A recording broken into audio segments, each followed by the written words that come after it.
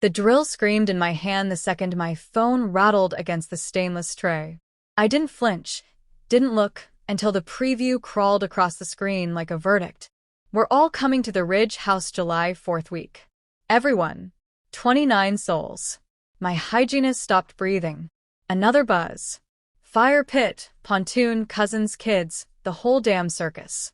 I set the drill down. The silence that followed was louder than the motor. My name is Sage Marlowe Reed, and for 34 years I've been the family shock absorber, the one who catches whatever falls so no one else has to bruise. My big sister, Lila, was the star, scholarships, magazine covers, mom's living trophy. My little brother, Theo, was the comet, charming, reckless, impossible to pin down, impossible not to love. I was the gravity they both orbited without ever noticing. When Lila missed flights, I rearranged my life. When Theo totaled cars, I co-signed the loans. Mom called me our rock. Dad called me low maintenance. Neither phrase felt like praise. I paid for the Ridge House in cash I scraped together over 8 years, every overtime shift as a dental hygienist, every skipped vacation, every birthday check I never spent. I never told them I was looking. Never breathed a word when the offer was accepted. The only person who knew was Delphine, my oldest friend, who once watched my mother borrow my college savings for Theo's rehab and tell me I was too practical to mind. I thought I had months to ease them into the idea. Turns out they don't ease. They occupy. Mom's voicemail was pure sunshine. Surprise. We booked your new place for the 4th.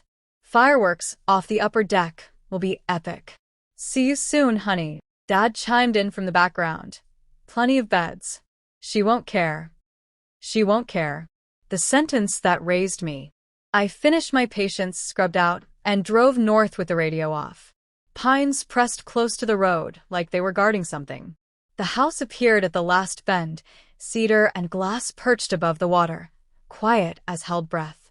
I walked every room, touching nothing, letting the stillness prove I wasn't dreaming. Then I called the locksmith. He showed up at dawn with coffee breath and 0 questions. New deadbolts on every door, a keypad on the front, code 0320, my real birthday, the one they always forgot. 2 keys only.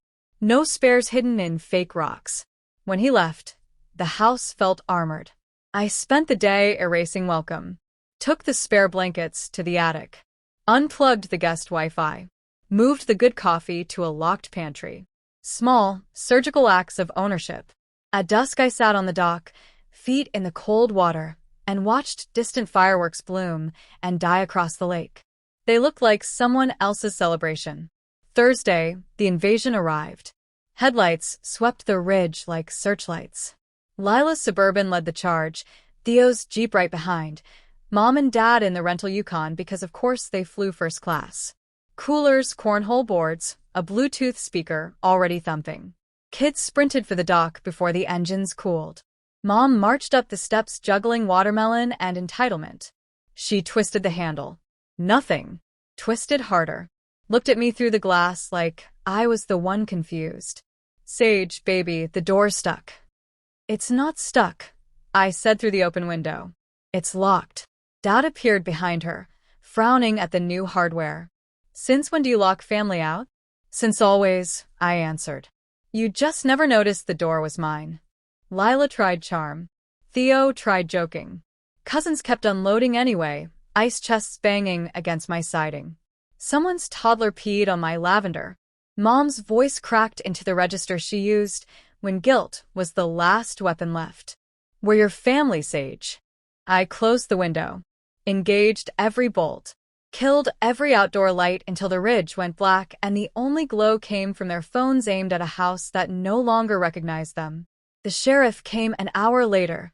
Neighbor must have called about the disturbance. I handed him the deed, through a 2-inch gap. He read my name aloud to the crowd like he was reading a court order. The silence afterward tasted metallic. They lasted one night in the public lot down the road. Mosquitoes, no showers, one portable toilet between 29 people. By morning the caravan retreated, taillights snaking down the mountain like a funeral procession for assumptions.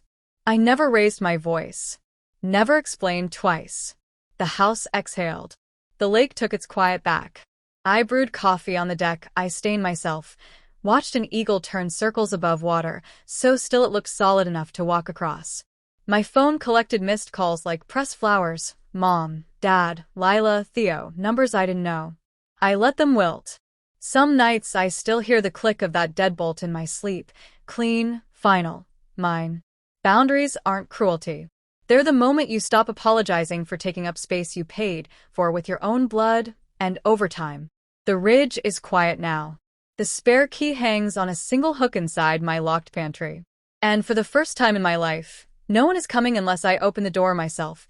If you've ever built something they assumed was theirs, if you've ever clicked a lock and felt your spine straighten, stay.